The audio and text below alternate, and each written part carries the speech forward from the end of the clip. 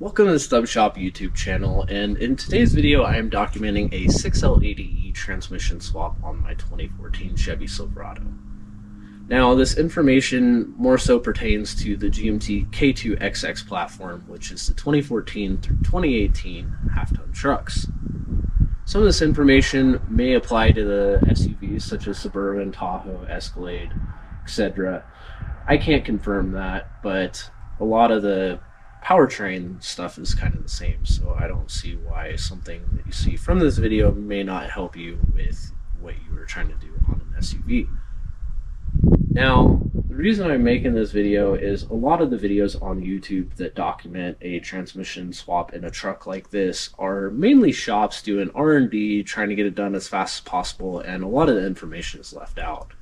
Some of the things I think that are left out are things such as bolt sizes, connector locations, how to sneak a drive shaft out to not get in the way of everything else, dealing with the exhaust, dealing with stuck dowel pins, etc. Now, I feel like everything I try to share is going to be useful to anybody who is doing this as a DIY kind of project in a garage where the truck is on jack stands. I've completed the swap. It took me a couple days to do this, but now it's been probably 2 months or so. Drove the truck thousands of miles and everything has been great. No problems there. I hope what you see in this video will help you perform the swap on your own if you decide to tackle it. Let's get started. So I also want to show kind of what this fluid looks like. It actually doesn't look too bad, but I did a fluid change with a filter on this about 10,000 miles ago. I knew the transmission was on its way out. Make it a little more apparent once I wipe it on this cloth. And you can definitely see that there's some metal in there, so I'm intrigued to see what the inside of the transmission looks like. So under the truck, and just trying to evaluate what I need to do first, because this exhaust pipe has to come out of the way, and there's a little flex joint right there. You can unbolt it at. You can see mine's kind of rusty, so I'm going to try cleaning that up before I take it off. But I think my first plan of attack is going to be draining this transfer case. Just got a nut right there. It looks like maybe 18, 19 millimeter. And then I'm going to pull the skid plate. And then at that point, I'm going to pull the drive shafts, the rear and the front, out of this. And in terms of this, you see there's that metal clip right there. You actually have to cut that off, and then you can get a pry bar in between the front of the transfer case and the seal and pop it off. So I think that's where I'm going to start. I'll end up removing the transfer case where it is, because what's going to happen is I'm going to have to put my floor jack under the transmission. You got to be super careful not to put a whole lot of weight on this oil pan, because that's actually a plastic oil pan right there. And I don't want to break that. I think once I get the transfer case out of here, then at that point I can go ahead and loosen the exhaust with the 3 bolts up top and disconnect the O2 sensors. So by the time I get the floor jack under the transmission here, I'll be safe to pull this cross member and then try getting the exhaust out. And then at that point, you know, the transmission's pretty much as well supported as it's going to be, so I can work on getting the remainder of all the bolts. So here is the drain plug on the transfer case. This is an 18 millimeter, and it's actually magnetic, so that's good. And you can see there's quite a bit of metal shavings on there. Really not enough to concern me, but I don't even know when the fluid has ever been changed in this transfer case, because it hasn't been done in my ownership of the last 40,000. Probably should have checked this sooner. Update on the transfer case. It was 4 15 millimeter bolts that were holding the skid plate. Came out pretty easy. And then you have 3 connectors on the transmission. So this first one, of course, goes in there. And you have these safety clips on them. And what worked out best was to use a flathead screwdriver. Kind of start them on each side. And then this ended up having to come all the way out for me to get enough pressure to pop it off. So you have that first one there. And then you have this big connector up here, same thing with the safety tab. And then the speed sensor is just a simple clip on top. Then once you get those loose, you have right there, that just goes into that metal tab right there. You can use a tool such as this guy, which is a trim panel remover, and pop that loose. Now that we have those things disconnected, I am going to start working on the drive shafts. And at that point, we should be pretty much good to drop the transfer case out. So your rear drive shaft bolts, these are an 11 millimeter, and I was able to get them with this 1/4 inch ratchet with the little extension. So they weren't super tight. So I like to get them backed off just a little bit, and then use a pry bar like this, wedge it up in there. Let's see. And just pry on it a little bit. Might take a little finessing, but this will help you pop the rusted joints from the axle. So for this front drive shaft, I'm gonna start by removing this metal band clip here, pretty much using some wire snips to cut it off right here, and then using some pliers to kind of pry it away. And then at that point, I'm going to use a pry bar and be pretty gentle on this rubber boot here to separate it from here, just enough so I can pop it off. And then I'm going to start working on the front. And something I did do with the back after that last recording was label kind of where the drive shaft went in, you know, kind of trying to match like the way it came out, the way it's going back in, to hopefully reduce any potential vibrations or anything like that. Those bolts up there are also 11 millimeters, and the transfer case is actually in 2 high, so I can sit here and rotate this, which is kind of what you want. You just got to use a pry bar or shove something in there to help you break these loose. I disconnected the battery first, and it's a electric shift transfer case, so it's not something where I can just go up in there and put in a 4-wheel drive and then come back out and do this. I mean, you can, but in my situation, I already disconnected the battery. Okay, so I'm done with this part. That honestly wasn't too bad getting the band off. Came off pretty easily. And then I was able to just use my hand and kind of grab the rubber boot and pull it back. So when you go to assemble this, I've always just used zip ties and got them on there kind of tight, and I've never had a problem. So yeah, there's that. And then this boot's broken loose now, so all we have to do is do the bolts and pop the U-joint on the front drive shaft, and then this front drive shaft can come out. So I'm in progress of getting this drive shaft out. So what you can do is you can pop that front part off, and then you can wedge the drive shaft up in between the exhaust manifold and the top of the yoke right there. And you can slide it up far enough to get this out, and then you gotta kind of finesse it up into here, and then you can get it around the sway bar and then drop it out. So finish getting this pulled out. So I'm looking under here trying to think my next plan of attack. What I'd really like to do would be pulling this transfer case out. However, there is 6 15 millimeter bolts that go around that hold it. The only thing stopping me though is there's that one right there at the bottom that there's no way to get to without removing at least this. And that entails probably taking this out. I mean, you could probably lift up on this high enough and maybe sneak that out to get that out. But really what I would like to see next out of here would be the exhaust. Those are held up there in the corner. You can kind of see one right next to that upper O2 sensor. There's 3 of them up there, 15 millimeter. However, it's like 1 in the morning and we have neighbors, so I really don't want to be using the impact on that kind of stuff right now. So I think for the remainder of the night, I'm going to try doing some little stuff like pulling these heat shields out.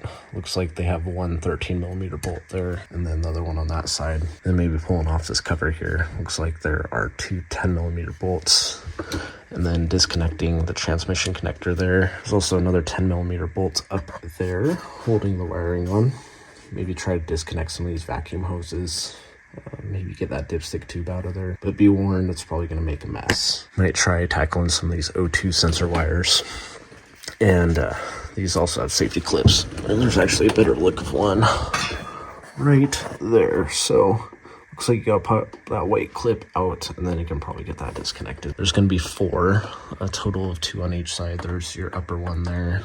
There's that one right there. One there, and then kind of hard to see. Looks like it might have to get it somewhere up here. We'll see.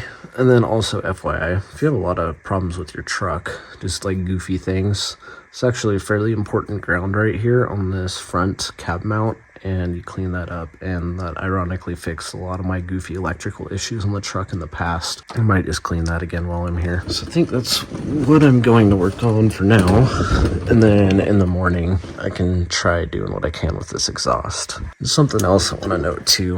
So the 14s and possibly the 15s, these actually have a C-clip to hold the lines in. The later ones, like what's on the transmission outside, actually has a metal plate that goes over here where the lines just go in there, and then that metal plate goes over.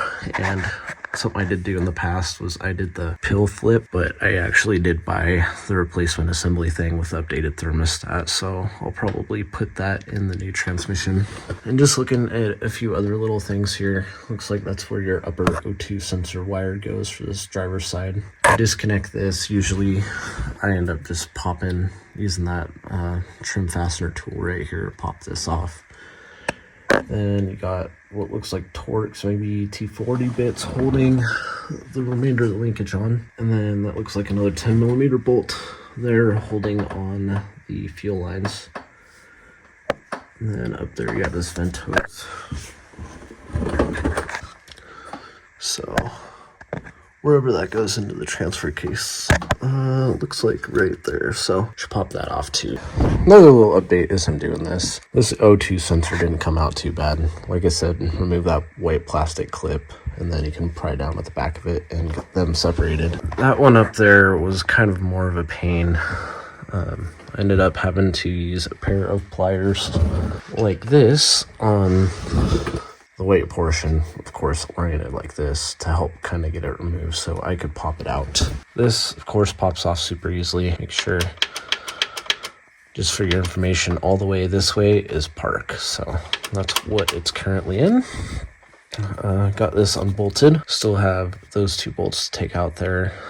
Still have this guy to pull, but be warned, it will be messy when you do this. And then on this side, you can see I got that cover removed. Got that one up there removed.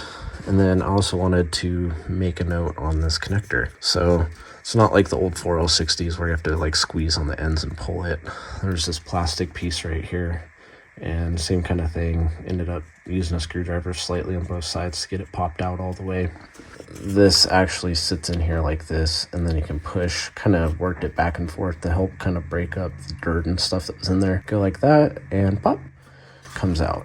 So then that exposes this vent hose, so that shouldn't be too bad to pop off. Then at that point, I think I will pull these heat shields and then try tackling the O2 sensors on this side and then the T40 bolts on the other side. And that should be a good portion of the connectors and everything on the transmission transfer case, so that's next.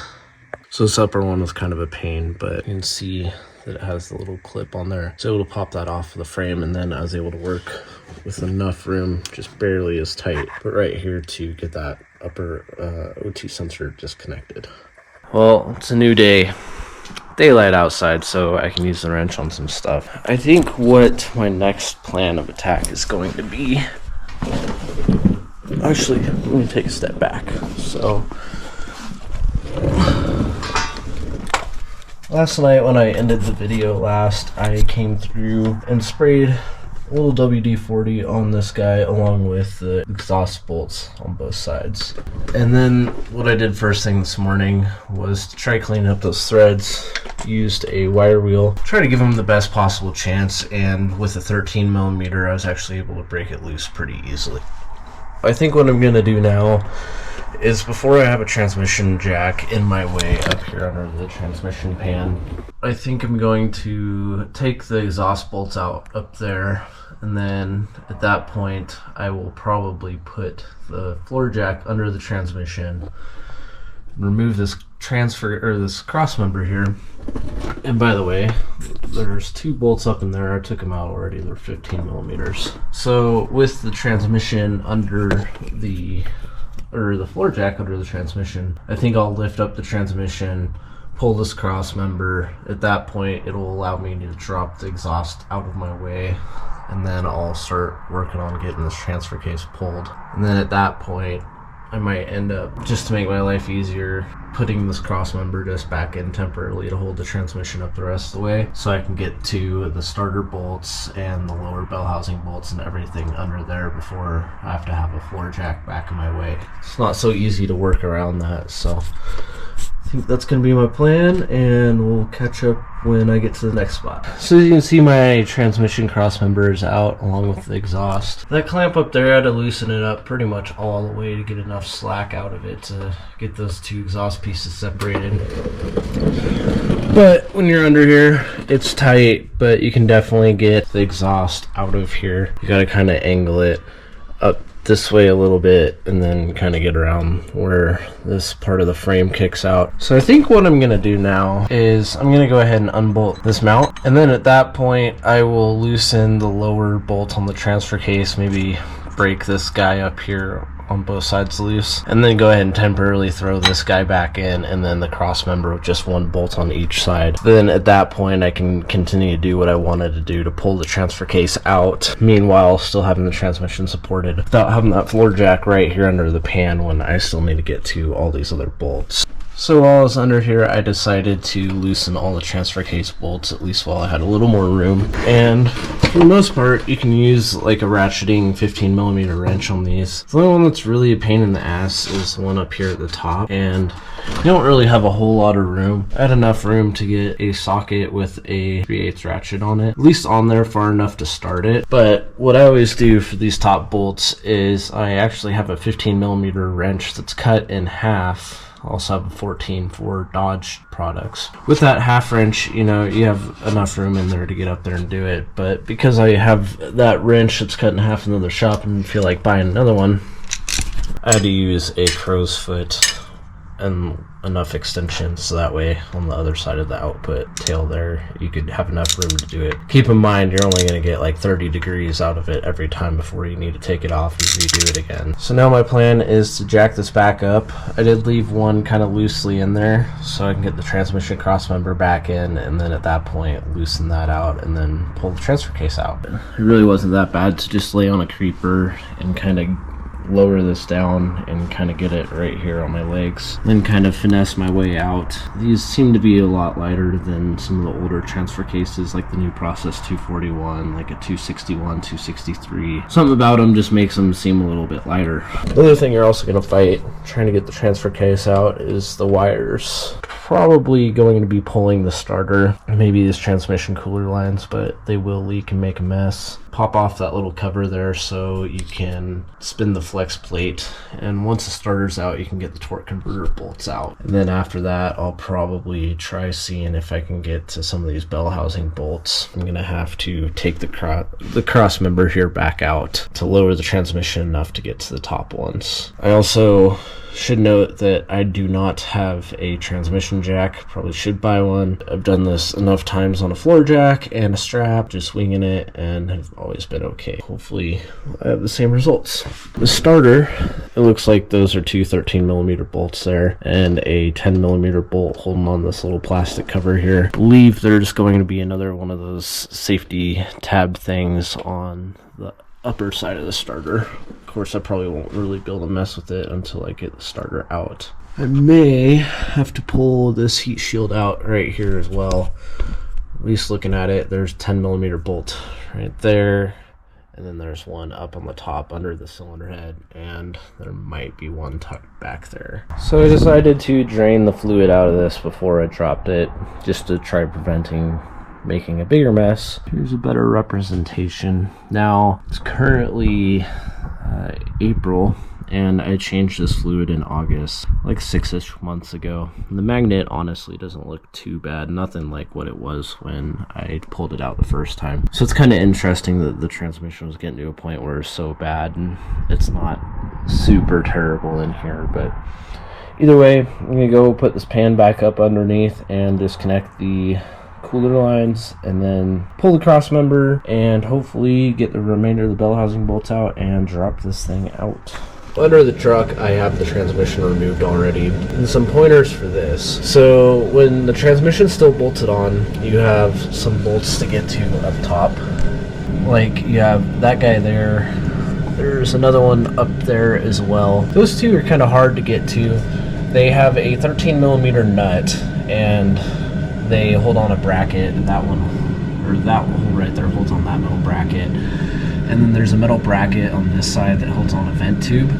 And previous to pulling that 13mm nut off the stud on this one, you have that plastic piece right there that you can pretty much get your hands up there and kind of pull it off. Trying to get a pry bar tool up there isn't so easy, and you can use a fairly long extension.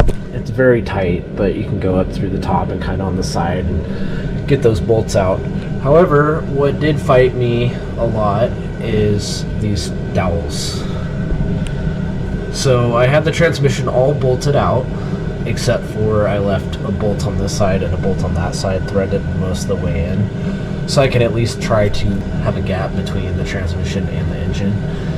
And honestly, no matter what I did, I could not get those dowels to release.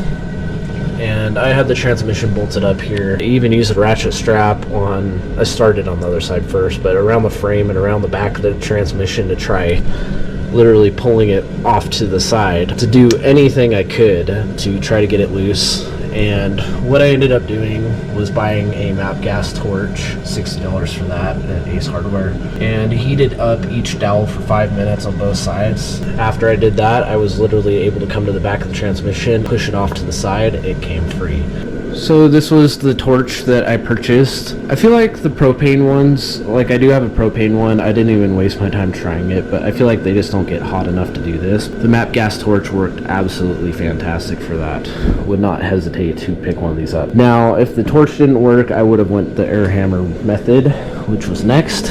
What I also wanted to suggest is using something like a wire brush, going through and cleaning the holes where the dowels are at, in addition to maybe putting little anti-seize on the dowels. In the event I have to take the transmission back out again, or the transmission, it should be 10 times easier than what I had to deal with going through it. I'm going to go ahead and clean all this stuff up and try to get it installed in the truck. Now keep in mind, I don't have a transmission jack yet, so as you're using that floor jack, it's definitely not easy by yourself, but it is manageable. I was able to get the jack up and then kind of threw a strap around it to kind of help keep it in place. It was doable. I've done it that way multiple times in the past. Getting this back installed might not be so fun. We'll see how it goes, and I will bring you back once I get the transmission back into the truck. So this is how I'm doing it. Took some blocks of 1x3 pine that I had laying around. Kind of made a platform out of it. It was not easy to get the transmission under there, and then the wooden piece, and then the floor jack. But I found it was easiest to take the ass end of the transmission up and then wedge that underneath. Same process with the floor jack. When you do this, absolutely make sure that your torque converter is in all the way, because you don't want to trash a pump. I think this will work pretty well. You absolutely have to be careful and have bell housing bolts ready to at least get it started. I have the transmission installed, and here's how I managed to do it. I got it up kind of high. Granted, you know, it does look kind of sketchy with how it's set up this way. I got it up high enough that I could start using ratchet straps to kind of help even the weight a little bit and have a little less weight on the jack, and it also made it easier to maneuver the jack where I needed it. I did have to move both these straps a couple times to get it up into place. Sure enough, this did work. I got it bolted in up there. I got the bottom one right next to that warranty tag on both sides started, and then I pulled those bolts out after I put the uppers in, put Loctite on them, pulled the bottom ones out, put Loctite on them as well. So I have 4 bolts holding the transmission in. I think that's good enough for tonight. If you guys are like me without a transmission jack quite yet, you have options. These heat shields go on the passenger side where the connector goes into the transmission. And I went to go put the normal nice one on. I wasn't really threading it. So I took a little bit of a closer look. Get the light here. You can see they stripped the bolts like crazy, and then is like a last ditch effort to get them to stay. This one actually has RTV on it, because you can see there's a length difference there. I'm gonna have to like helicoil and fix that. Not this second, because I have other things I have to do. Under the truck, I have pretty much everything bolted back in except for the exhaust starter and a few little things. This is a good time to try draining your fluid. I could have done this previous to putting this up in the truck, but I figured it's just easier to have it suspended from something and then go ahead and drain it. I haven't looked at the magnet yet. I hope I'm not like totally putting in a bad transmission. That would be kind of a bummer. The fluid that came out of this transmission and the other one, I mean, it didn't look great. I'm trying to look and see if I can get a look at that magnet. I guess that magnet's not super terrible. Let's keep draining a little bit, clean the pan, put a new gasket and filter on, and then continue and button everything up. It's not as bad as the original transmission when I pulled it all apart like 10,000 miles ago to do a fluid and filter change to those, so I guess that's a little promising, right? And also another note, music label on the back of the transmission mount. Don't know why there's a music label. Make sure that faces back this way. And then I just have 2 bolts sitting through there right now because I'm gonna have to pull this cross member back out when I get around to the exhaust. Figured this works out best to keep a floor jack out of my way working under here. So here's the pan all cleaned up. I've got the magnet all cleaned up. You can see there's some dent marks in there. And the reason for that is this pan, previous to me even getting it, had some dents all on the bottom of it, and probably didn't help for me using the floor jack on it and everything I did. So I ended up taking a little rubber mallet and just kind of bashing them down a little bit. I'm not too worried about it because I have another pan off the other transmission. My plan was to weld it in this front corner up here. I think that would be high enough where it's out of the way from everything and you're far enough away from the exhaust pipe to train this in the future. However, I didn't have time to make it up to the other shop and weld this in before my trip, so I'm gonna have to do that next time. There we go. I'm gonna finish cleaning the underside of the transmission and get the new filter and gasket up and then bolt this pan up. Hopefully for the last time for a long time. Another helpful tip is when you're torquing the 3 torque converter bolts, there's one of them right up there. Closest torque spec I could find was 53 foot-pounds.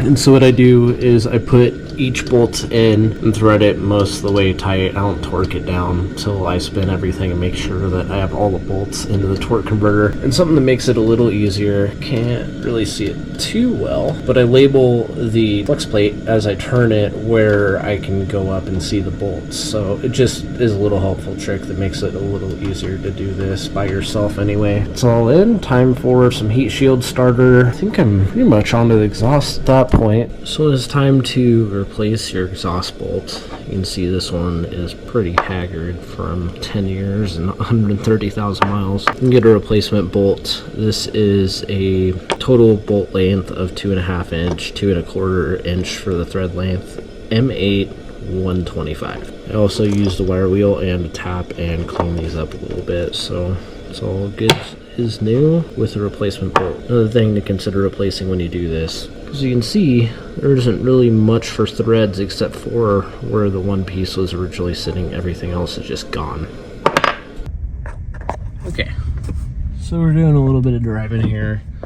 I've put maybe 10 miles on it, added a little more fluid, but